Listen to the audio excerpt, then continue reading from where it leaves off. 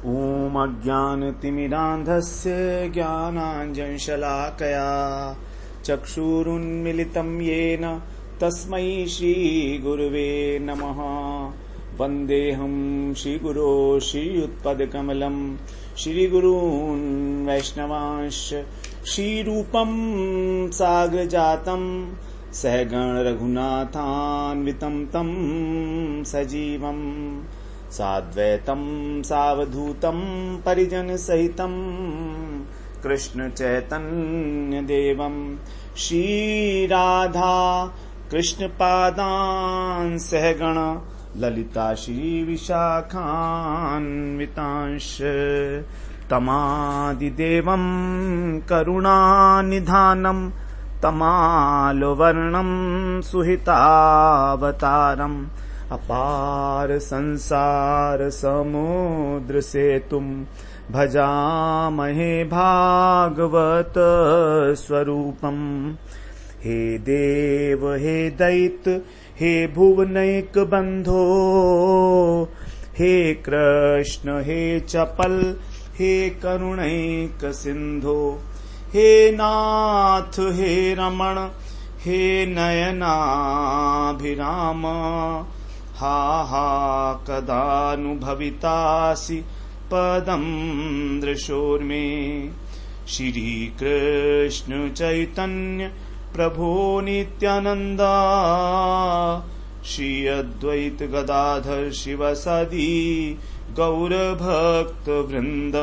हरे कृष्ण कृष्ण कृष्ण हरे हरे, हरे राम राम राम हरे हरे। हरे कृष्णा।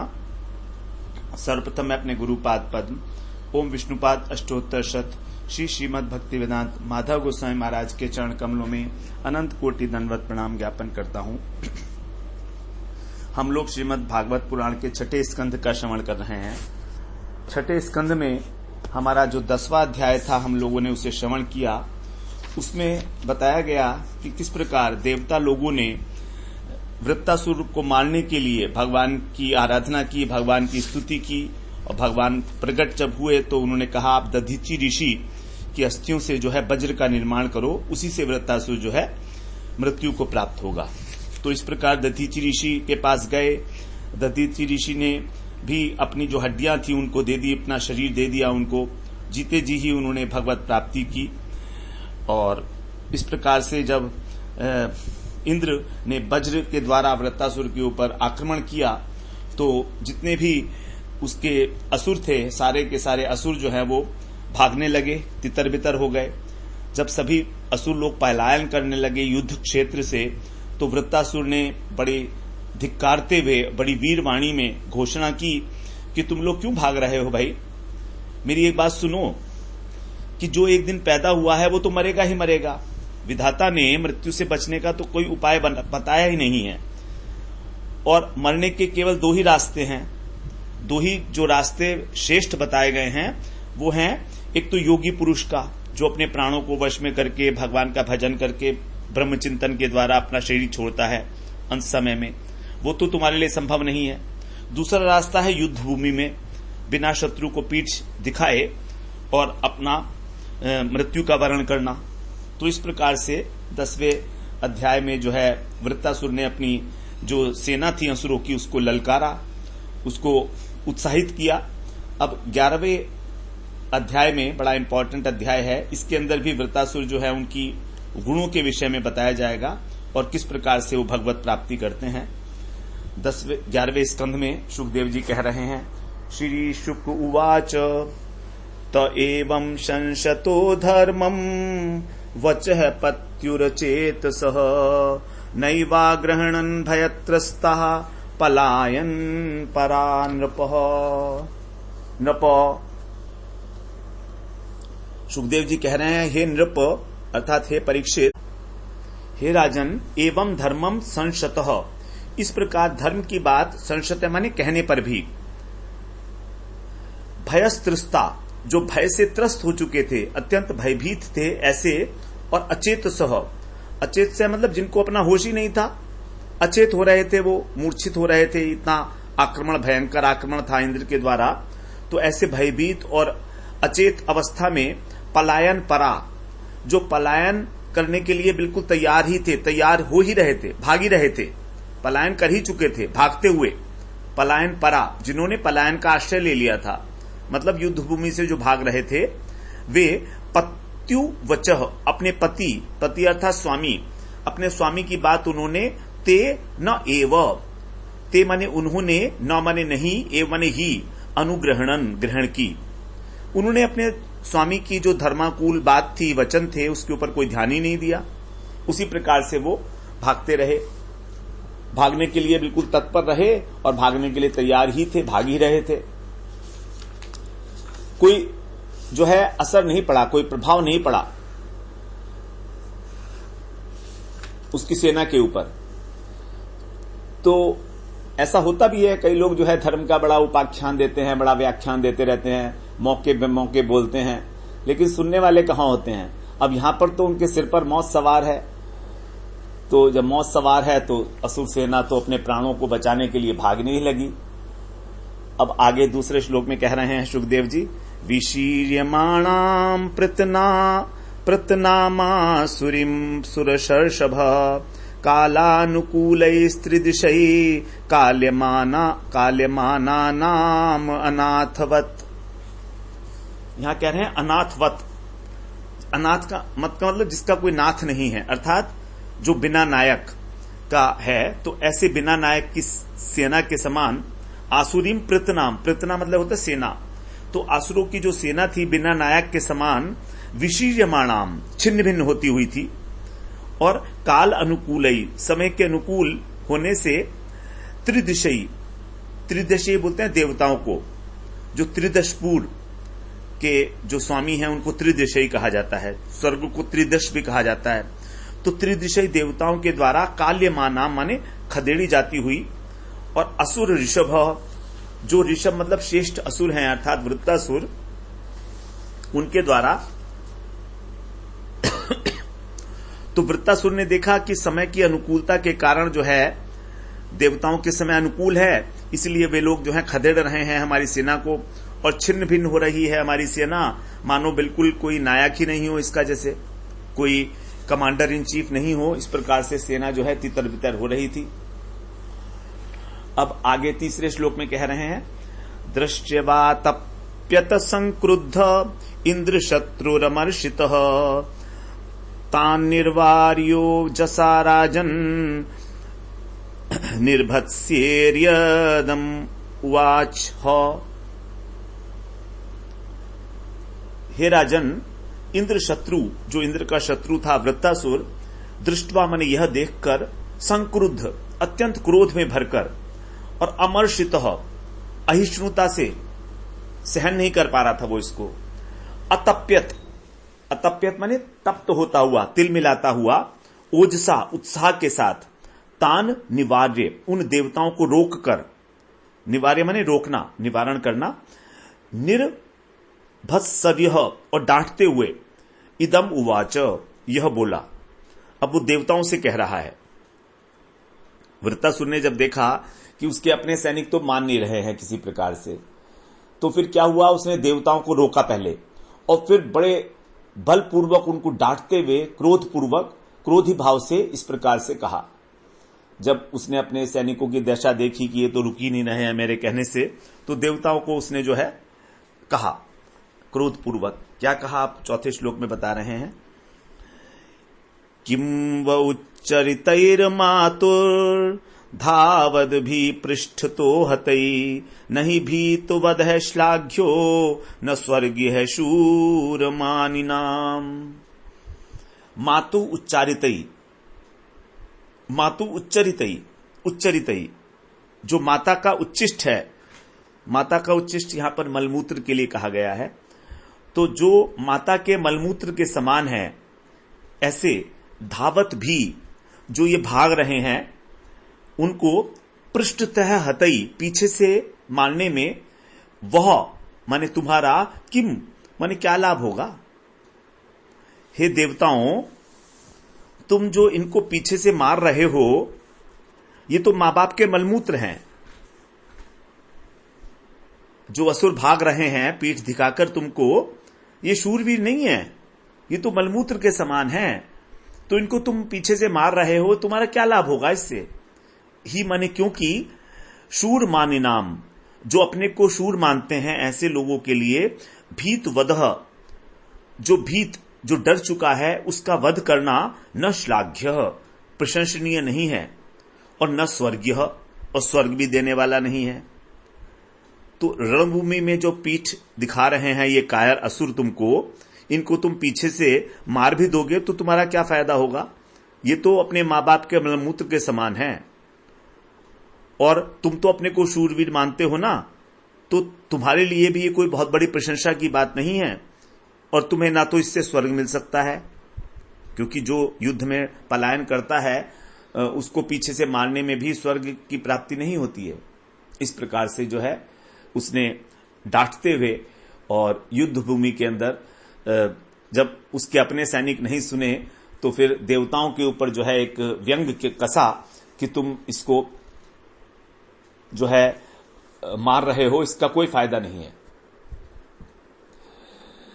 तो वास्तव में माता की तुलना, माता असुर सैनिकों की तुलना की है माता के मलमूत्र से, ये उनका अपमान है एक्चुअली सी, क्योंकि माता के उदर से दो चीजें ही निकलती हैं, कायर पुत्र निकलता है और मलमूत्र निकलता है। और वित्तासुर कह रहे हैं इन दोनों में कोई अंतर नहीं है। क्योंकि ऐसी ही उपमा जो है और भी जगह दी गई है कई जगह पर, क्योंकि दोनों में ही जो वीर्य है और मूत्र है दोनों ही जन्नेन्द्रिय से निकलते हैं, किंतु वीर्य से जो है वो पुत्र होता है और मूत्र से कुछ भी नहीं बनता है। इसलिए यदि पुत्र वीर नहीं है, भक्त नहीं है, तो ऐसा पुत्र तो वास्तव में पुत्र नहीं मूत्र ही है। इस प्रकार से जो है कहा गया है। और चाणक्य पंडित ने भी ऐसा कहा है, को अर्थ पुत्रेण जातेन यो न विद्वान न धार्मिक काणेन चक्षुषा किं वा चक्षु पीड़ैव केवलम। को अर्थ है पुत्रेण जातेन, ऐसे पुत्र को उत्पन्न करने का क्या लाभ? यो माने जो न विद्वान है और न धार्मिक है, भगवान का भक्त भी नहीं है और विद्वान भी नहीं है। काणेन चक्षुषा किं वा, तो ऐसा पुत्र जो है कैसा है? कानी आंख के समान है, जिसकी एक आंख होती है, और जो केवल पीड़ा तो पहुंचाती है लेकिन देखने में सहायता नहीं करती है। तो इस प्रकार से 5वें श्लोक में आप कह रहे हैं, यदि वह प्रधने श्रद्धा सारम वा शुल्लका हृदि अग्रे तिष्ठत मात्रम में न चेद ग्राम्य सुखे स्पृहा। यहां पर कह रहे हैं कि यदि वह माने यदि तुम लोगों में प्रधने श्रद्धा, प्रधने का मतलब है यहां पर युद्ध, यदि तुमको युद्ध करने में श्रद्धा है, उत्साह है, तुम्हारे मन के अंदर शक्ति है युद्ध करने की, तो अथवा शुल्लका अथवा क्षुद्रो हे तुच्छ देवताओं, यदि हृदय सारम, तुम्हारे हृदय में यदि साहस है, ग्राम्य सुखे स्पृहा न चेत, और यदि तुम्हारे अंदर ग्राम्य सुख भोग करने की अर्थात विषय सुख भोग करने की स्पृहा नहीं रही है, तो मैं अग्रे तिष्ठत मात्रम, मेरे आगे बस खड़े रहो, एकमात्र मेरे आगे खड़े हो, यदि इस प्रकार की तुम्हारी इच्छा है तो कहने का अर्थ यह है कि तुम क्षण भर भी जब मेरे सामने टिकोगे तब तुमको युद्ध का असली मजा आएगा। मैं तुम्हें बताऊंगा कि युद्ध क्या होता है। यदि तुम्हारे अंदर युद्ध करने का उत्साह है, जैसे मुझे लग रहा है, तो तुम क्योंकि मारना चाहते हो तो देवताओं को डांटते हुए बोल रहे हैं कि यदि तुम सचमुच वीर हो तो मेरे सामने आओ, अपना शक्ति दिखाओ तुम, और यदि लड़ना नहीं चाहते हो, अपने प्राणों के लिए भयभीत हो, तो मैं तुम्हें मारूंगा नहीं, क्योंकि मैं तुम्हारी तरह दुष्ट प्रकृति का नहीं हूं कि ऐसा व्यक्ति का वध करूं जो न तो वीर है और न लड़ना चाहता है। तो यदि अपने को तुम शूर समझते हो तब तुम मेरे सामने आकर खड़े हो एक बार। अब 6ठे श्लोक में कहते हैं, एवं सुरगणान क्रुद्धो भीषयन् वपुषा रिपुन् व्यनदत् सुमहाप्राणो येन लोका विचेतसः। एवं माने इस प्रकार, क्रुद्ध, क्रोध में भरकर, वपुषा रिपुन, अपने शरीर से ही, जो उसके रिपु हैं अर्थात शत्रु हैं, कौन? सुरगणान, देवताओं को, भीषण, भीषण माने डराता हुआ, सुमहाप्राण, अपनी बहुत बड़ी प्राण शक्ति से, महाप्राण, वृत्तासुर का जो शरीर है वो बहुत बड़ा है और उसके प्राण भी उसी प्रकार से है, तो महाप्राणों के साथ उसने व्यनदत, बड़ी गर्जना की सिंह के समान, ये न लोका विचेत से, जिससे सब लोग मूर्छित हो गए।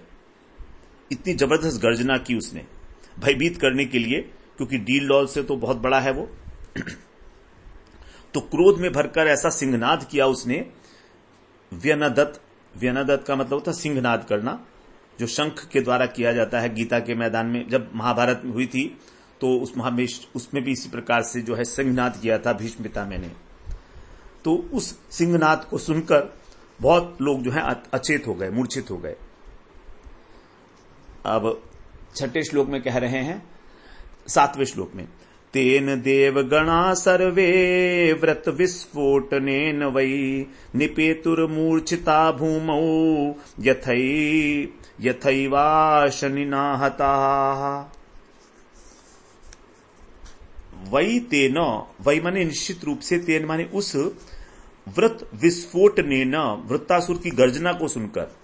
उसकी गर्जना कैसी थी? जैसे विस्फोट हो गया हो, कोई बहुत बड़ा पटाखा, कोई बहुत बड़ा बम छूट गया हो, इस प्रकार की उसकी गर्जना थी। इसलिए विस्फोट शब्द भी ये संस्कृत का है।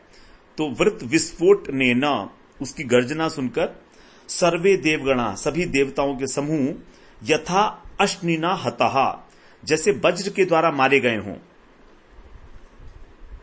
इस प्रकार से मूर्छित हो गए। अश्निना, मूर्छिता माने मूर्छित होकर, भूमौ निपेतु, भूमि पर गिर पड़े। केवल उसकी गर्जना मात्र से ऐसा लगने लगा जैसे वज्रपात हो गया है। सभी मूर्छित होकर पृथ्वी पर गिर गए, जितने देवता थे। सर्वे देवगणा, कितनी भयंकर गर्जना थी वृत्तासुर की। अब 8वें श्लोक में कहते हैं, ममर्द पद्भ्याम सुर सैन्य मातुरम निमीलिताक्षम रणरंग दुर्मद गाम कंपयन्नुद्यत शूलोजसा नालम वनम यूथपतिर्यथोन्मदः। यथा उन्मद है यूथपति, यूथपति कहते हैं जो अपने यूथ में चलता है। कौन? हाथी। तो हाथी जो है अधिकतर समूह में ही चलता है, इसलिए उसको कहा दिया गया है यूथपति। उन्मद माने उन्मत्त, तो जैसे मतवाला हाथी होता है, तो जैसे मदोन्मत्त हाथी। नालम वनम, नालम का मतलब है यहां पर नरकट, नालम वनम, उसके वन को रौंदता हुआ आगे बढ़ता है। तो जैसे हाथी जो है आगे चलता है और अपने पैरों से जो है नरकट के वन को रौंद डालता है, पागल हाथी, उसी प्रकार से ओजसा, उत्साह पूर्वक, उद्यत शूल, शूल माने त्रिशूल, तो त्रिशूल को उठाए हुए, रणरंग दुर्मदह, रणरंग, रण माने युद्ध, तो युद्ध के अंदर बिल्कुल रंगा हुआ, अर्थात युद्ध की धुन में, युद्ध करने के जुनून में, दुर्मदह, मतवाला होकर, गाम कंपयन, धरती को कपाते हुए, आतुरम, व्याकुल जो हो चुके थे, ऐसे निमिलित अक्षम, नेत्रों को बंद करके जो पड़े हुए थे, सुर सैन्यम, देवताओं की सेना को, पदभ्याम ममर्द, अपने पैरों से मसलने लगा। अब देवता लोग मूर्छित होकर सब पृथ्वी पर गिर गए, तो ये एक मतवाले हाथी की तरह से वृत्तासुर जो है उनको अपने पैरों से कुचलने लगा। जैसे कि एक मतवाला हाथी होता है, वो नरकट के वन को पूरा रौंद डालता है, उसी प्रकार से। तो अब यहां पर जो है कई सारे विशेषण बताए इसके, उत्साहपूर्वक, त्रिशूल उठाए हुए, युद्ध के जुनून में, मतवाला होकर, पृथ्वी को कपाता हुआ, इस प्रकार से वृत्तासुर ने रौंदना शुरू कर दिया देवताओं की सेना को, जो जमीन पर पड़ी हुई थी। अब 9वें श्लोक में बोलते हैं, विलोक्य तम ब्रज धरोत्यमर्षितः स्वशत्रवे भेद्रवते महागनाम् चिक्षेपतामापतितिम् सुदुस्सहाम् जग्राह वामेन करेण लीलया। तम स्वशत्रुवे, उस अपने शत्रु को अभिद्रवते, द्रवते का अर्थ होता है दौड़ना, अभिद्रवते माने अपनी ओर दौड़ते हुए, झपटते हुए, विलोक्य माने देखकर, वज्रधर, जो वज्र धारण करने वाले इंद्र हैं, क्योंकि उन्होंने दधीची की हड्डियों से जो वज्र बनवाया है वो उनके हाथ में है, तो ऐसे वज्र पाणी देवराज इंद्र जब उन्होंने देखा कि मेरा शत्रु जो है झपट रहा है मेरी ओर, तो अति अमर्षित है, अत्यंत असहिष्णु होकर, असहनशील होकर, महागदाम चिक्षेप है, अपनी भारी गदा को वहां पर उन्होंने फेंका। चिक्षेप माने फेंका, निक्षेप किया। ताम सुदुस्सहाम, उस सुदुस्सहाम असह्य गदा को आपतितिम, आती हुई देखकर, लीलया, खेल खेल में ही, वामेन करेण, अपने बाएं हाथ से, जग्राहा, वृत्तासुर ने अपने बाएं हाथ से उसको पकड़ लिया। जैसे खेल खेल में कोई बच्चा पकड़ लेता है बॉल को, बॉल आ रही है तो उसको कैच कर लिया, उस प्रकार से उसने खेल खेल के अंदर उसको बाएं हाथ से सरलता पूर्वक पकड़ लिया। दाएं हाथ का भी प्रयोग नहीं किया, बाएं हाथ से ही। जैसे ही गदा उसके पास आई, उसको रोक पाना अत्यंत मुश्किल था, बता रहे असह्य, सुदुस्सहाम, उसको कोई सहन नहीं कर सकता था, लेकिन उसने खेल खेल के अंदर पकड़ लिया। अब 10वें श्लोक में बोलते हैं, स इंद्र शत्रु कुपितो भृशम तया महेंद्र वाहम गदयोग्र विक्रम जघान कुंभ स्थल उन्नदन मृधे तत्कर्म सर्वे संपूजयन नृप।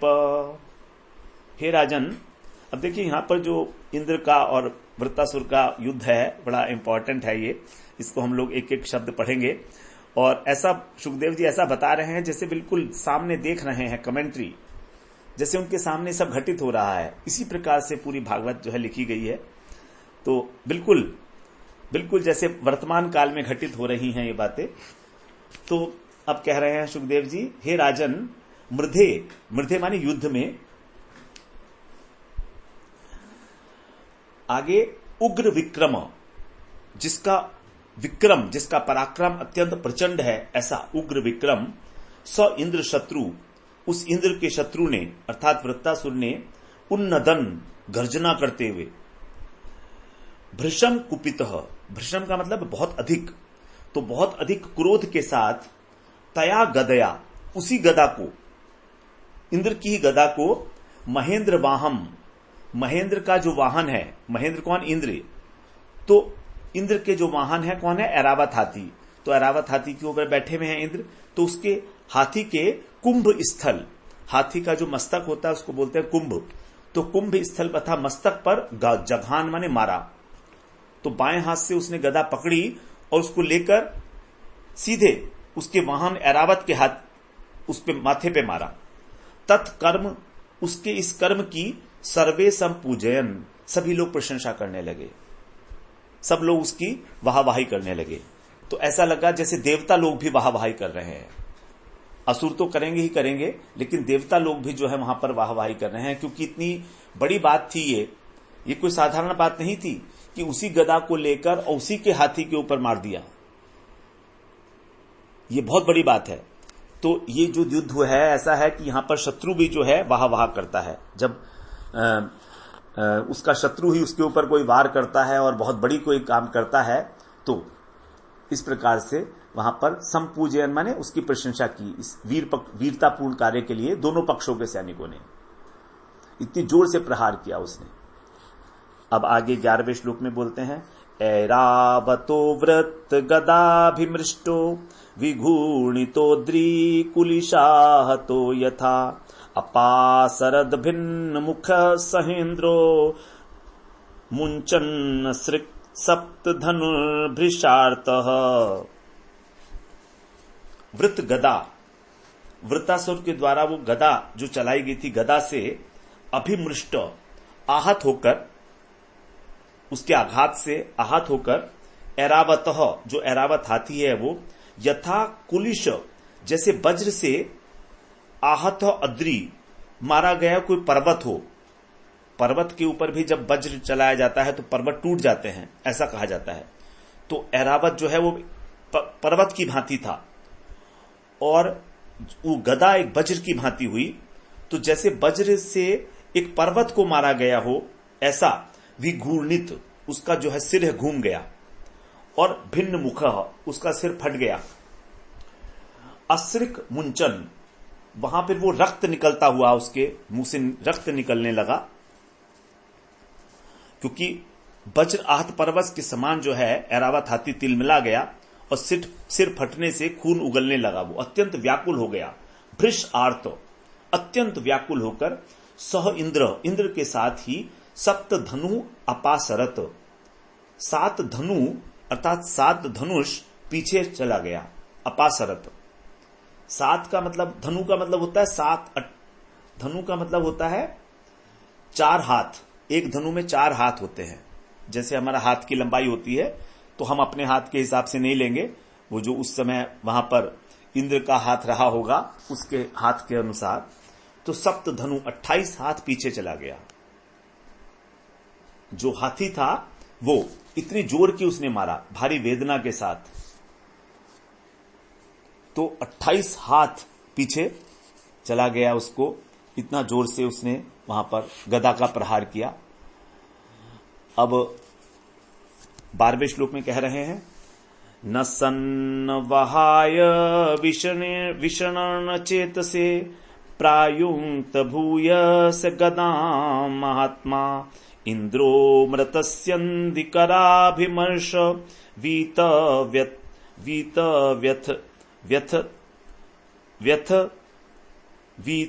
व्यथक्षत्वाहोवतस्थे। सन्नवाहाय, उसका जो वाहन था वो मूर्छित हो गया। इंद्र का जो वाहन है ऐरावत, वो मूर्छित हो गया, तो उसको बोला सन्नवाहाय।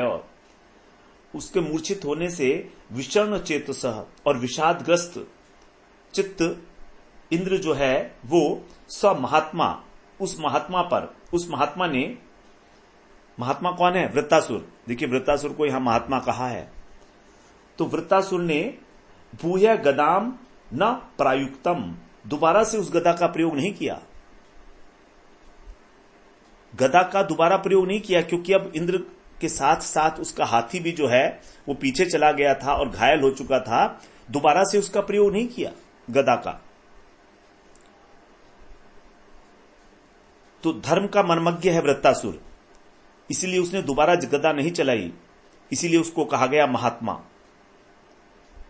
क्षतवाहा, घायल वाहन को, जो उसका वाहन घायल हो गया था, ऐसा अमृत स्यंदी, स्यंदी माने स्पर्श करना, तो अमृत रूप स्पर्श ही अपने कर अभिमर्श, अपने हाथ से सहलाकर वीत व्यथः, उसको व्यथाहीन करके इंद्र अवतस्थे, इंद्र फिर युद्ध में आकर डट गए।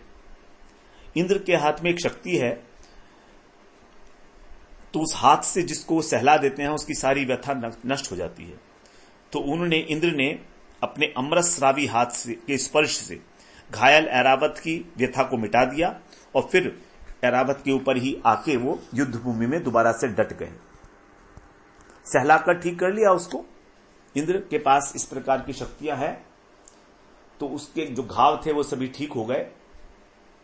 तो वृत्तासुर ने यहां पर महापुरुष है, महात्मा है, उसने नियमों का पालन किया, इसलिए उसने इंद्र के ऊपर दोबारा प्रहार नहीं किया। और इस अवसर का लाभ उठाकर ही इंद्र ने इतनी ही देर में अपने ऐरावत हाथी को जो है वो ठीक कर लिया। आगे कहते हैं 13वें श्लोक में, सतम नपेन्द्राहव काम्यया रिपुम वज्रायुधम भ्रातृहणम विलोक्य संश्च तत्कर्म निशंसमः शोकेन मोहेन हसन जगाद। हे नृपेंद्र, हे राजा परीक्षित, आहव काम्यया, आहव माने युद्ध, कि युद्ध करने की इच्छा से आए हुए तम वज्रायुधम, उस वज्रधारी भ्रातृ हणम रिपु, अपने भाई के हत्यारे शत्रु को, क्योंकि विश्वरूप जो हैं वो भाई थे वृत्तासुर के, त्वष्टा ऋषि का पुत्र था विश्वरूप जिसको इंद्र ने मारा था, और त्वष्टा ऋषि का ही पुत्र हुआ वृत्तासुर। तो इस प्रकार से, क्योंकि त्वष्टा ऋषि ने ही तो यज्ञ के अंदर उसको प्रकट किया था ना, तो इंद्र को कहा गया भ्रात हणम रिपु, अपने भाई के हत्यारे शत्रु को। विलोक्य माने देखकर, तत् नृशंसम, और उसके क्रूर अह कर्म, पाप कर्म को स्मरण माने स्मरण करके, सौ माने वह वृत्तासुर शोकेन, शोक से और मोह से, हसन जगाद, हंसता हुआ सा बोला। उसको याद आया कि किस प्रकार इस इंद्र ने मेरे भाई को मारा था, क्रूर है ये, वो पुरोहित का काम कर रहे थे इसके, और उसने जो है यज्ञ के अंदर ही इनका सर काट लिया था, तो कितना क्रूर कार्य है वो। तो उसको उस क्रूरता को याद करके, स्मरण करके वृत्तासुर को बड़ा शोक हुआ कि देखो मेरे भाई को इसने इस प्रकार मारा है, और मोह भी है क्योंकि भाई भी था। तो भाई के प्रति मोह तो होना स्वाभाविक ही है, चाहे भले उसने कोई उसके साथ किसी प्रकार का कोई व्यवहार नहीं किया था, क्योंकि ये तो बाद में पैदा हुआ था वृत्तासुर। तो इस प्रकार से उसके हृदय के अंदर शोक और मोह से व्याप्त होकर फिर वो व्यंग से हंसते हुए उसने और इस प्रकार से बोला, क्योंकि इंद्र जो है दोबारा से लड़ने के लिए तैयार हो गया। उसको शर्म नहीं आई कि दोबारा से लड़, एक बार जब उसको हटा दिया, पीछे भेज दिया और उसको मारा नहीं, इंद्र को छोड़ दिया, क्योंकि वृत्तासुर चाहता तो मार सकता था इंद्र को।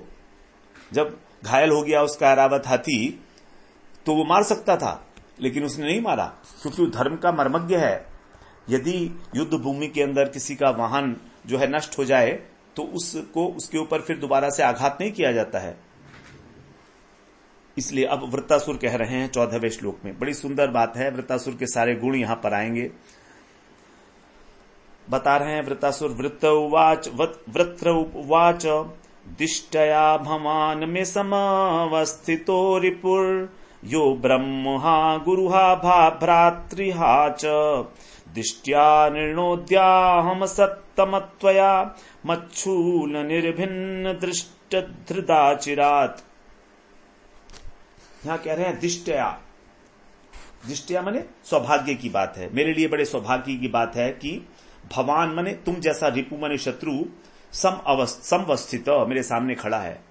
मेरे लिए बड़ा सौभाग्य है कि मेरा शत्रु मेरे सामने खड़ा है, जो कैसा है, इंद्र की तारीफ कर रहे हैं। क्या है इंद्र, क्या क्या काम किए हैं उसने। यह माने जो ब्रह्महा, जो ब्रह्म का हत्यारा है, ब्राह्मण को मारा उसने। गुरुहा, गुरु का हत्यारा भी है, क्योंकि विश्वरूप गुरु भी थे। जब भातृहा, और मेरे भाई का भी हत्यारा है। 3 हत्याएं हैं वृत्तासुर के अनुसार इंद्र के ऊपर। ब्राह्मण का हत्यारा है, ब्रह्म हत्या है, गुरु हत्या है और भ्रातृ हत्या है। दिष्टया, और सौभाग्य की बात तो यह है कि त्वया असत्तम, कि तुम जैसे अत्यंत दुष्ट का, असत्तम, सत्तम का मतलब होता है जो अत्यंत श्रेष्ठ है, और असत्तम माने जो बिल्कुल ही निकृष्ट है, अत्यंत दुष्ट है, उसका दृशत हृदय, कठोर हृदय, मत शूल निर्भिन्न, मेरे त्रिशूल से फट जाने पर भी, अद्य माने आज, अहम माने मैं, अचिरात अनृणम, शीघ्र ही अपने भाई के ऋण से उऋण हो जाऊंगा। यदि मैं तुम्हारे हृदय को अपने त्रिशूल से फाड़ दूंगा तभी मेरे को अपने भाई के ऋण से मुक्ति मिलेगी। तो बड़ा सौभाग्य है मेरा कि तुम मेरे सामने खड़े हो शत्रु के रूप में, जिसने मेरे भाई की हत्या की है, अपने गुरु की हत्या की है। तुम बड़े नीच हो, संबोधन कर रहा है त्वया असत्तम, अरे नीच, जब तुम्हारे पत्थर जैसे हृदय को मैं अपने त्रिशूल से भेदूंगा, क्योंकि तुम्हारा हृदय बिल्कुल पत्थर जैसा ही है, तुमने किसी प्रकार का भी कोई संकोच नहीं किया मारने में, अपने गुरु को ही मार दिया। तो अब मैं जो है तुम्हारा हृदय जो है उसको फाड़ दूंगा अपने त्रिशूल से। अब 15वें श्लोक में बोलते हैं, यो नो ग्रजस्यात्मविदो द्विजातिर्गुरोरपापस्य च दीक्षितस्य विशभ्य खड्गेन शिरांस्य वृश्चत् पशुरिवा करुणः स्वर्ग कामः। इंद्र की बड़ी छिछलेदारी की गई है यहां पर। कह रहे हैं आत्मविद, जो आत्मज्ञानी है, और द्विजाते जो ब्राह्मण हैं, गुरु अपने गुरु हैं, और अपापस्य जो निष्पाप हैं, और दीक्षितस्य जो दीक्षित हैं यज्ञ में, यह नह अग्रजस्य जिसने मेरे बड़े भाई का विश्वास दिलाकर और अकरुण बिना किसी करुणा के स्वर्ग की इच्छा के लिए स्वर्ग कामः पशु की भांति पशु इव खड्गेन अपनी तलवार से शिरांसी अवृश्चत उनके सिरों को काट दिया। मेरे भाई के सिरों को काट दिया तुमने एक पशु की भांति, क्योंकि तुम स्वर्ग की कामना करते थे। तो हे इंद्र, तुमने जो मेरे बड़े भाई थे, निष्पाप थे, आत्मवेत्ता थे, आत्मज्ञानी थे, और तुम्हारे गुरु थे, और जो यज्ञ में दीक्षित थे, उनको तुमने विश्वास दिलाया। बड़े विश्वास से तुम उनको अपना यज्ञ कराने के लिए लेकर आए थे, और फिर यज्ञ करते करते ही तुमने तलवार से उनके तीनों सिर काट दिए। वैसे ही जैसे कि कोई स्वर्ग को प्राप्त करने के लिए निर्दय मनुष्य यज्ञ में पशु का सिर काटता है, क्योंकि यज्ञ में अनेक पशुओं की जो है बलि दी जाती है, तो उसमें जो निर्दयी पुरुष होता है वो उनके सर काटता है पशुओं के। उसी प्रकार से तुमने भी काट दिया मेरे भाई का सर। कितने बड़े नीच हो तुमको शर्म नहीं आती है कि गुरु की हत्या की है तुमने, मेरे भाई की हत्या की है, इतने क्रूरता पूर्वक उनको उनके सिर को शरीर से अलग किया है, जैसे कोई पशु की हत्या कर रहा हो, जबकि वो आत्मज्ञानी ब्राह्मण थे। 16वें श्लोक में कहते हैं, ह्रीश्री दया कीर्तिभिरुज्जितं त्वां स्वकर्मणा पुरुषादैश्य गर्ह्यं कृच्छेणमच्छूल विभिन्न देहा मस्पृष्ट वहनिं समदन्ति गृध्रा।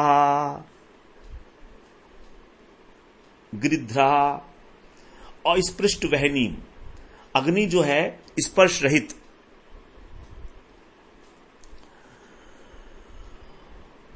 मत शूल मेरे त्रिशूल से, विभिन्न देहम छिन्न भिन्न शरीर, और जब तुम्हारा होगा तब ह्री श्री दया कीर्ति भी उज्जितम, तुमने ना तो लज्जा है ना तुम्हारे अंदर दया है, तुम्हारे अंदर कोई कीर्ति कोई लक्ष्मी भी नहीं है तुम्हारे पास।